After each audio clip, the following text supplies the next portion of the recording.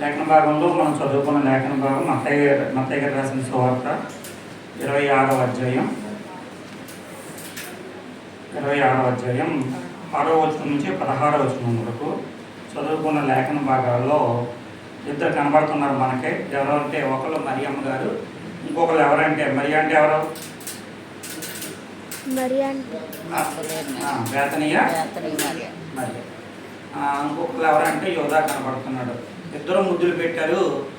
ఒకళ్ళ ముద్దు ఎలాంటిది అంటే కపటమైనది, ఒకళ్ళ ముద్దు ఎలాంటిది అంటే మోసంతో కూడుకున్నది, ఒకళ్ళ ముద్దు ఎలాంటిది అంటే ఇదిగో నమ్మక ద్రోహం చేసినటువంటి ముద్దు, ఇంకొకళ్ళు ఎలాంటిదంటే నిజమైన యథార్థమైనటువంటి తన పాపాన్ని ఒప్పుకున్నటువంటి పవిత్రమైనటువంటి ముద్దు.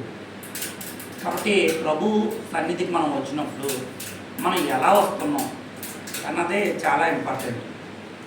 ప్రతి ఒక్కరు కూడా ఎందుకు ప్రభువుని నమ్ముకోవాలి అంటే అందరూ అనుకుంటారో ఈ లోకంలో ఆరోగ్యం కావాలనో, లేకపోతే ఈ లోకంలో మంచి ఇల్లు కావాలనో, లేకపోతే ఈ లోకంలో నాకు పిల్లలు కావాలనో, నా పిల్లలకి పిల్లలు కావాలనో, ఇలా రకాల ఈ లోక సంబంధమైనటువంటి విషయాల్లో కాకుండా దేవుడు ఇస్తాడు, అన్నీ ఇస్తాడు. దేవుడు ఏముందంటే ఏదీ లేదు. అయితే మన కాన్సెప్ట్ తెలిసి ఏ విషయం మీద ప్రభు ఈ లోకానికి వచ్చాడు, స్వస్థతలు చేసినప్పుడు ప్రభు అన్న మాట ఏంటి?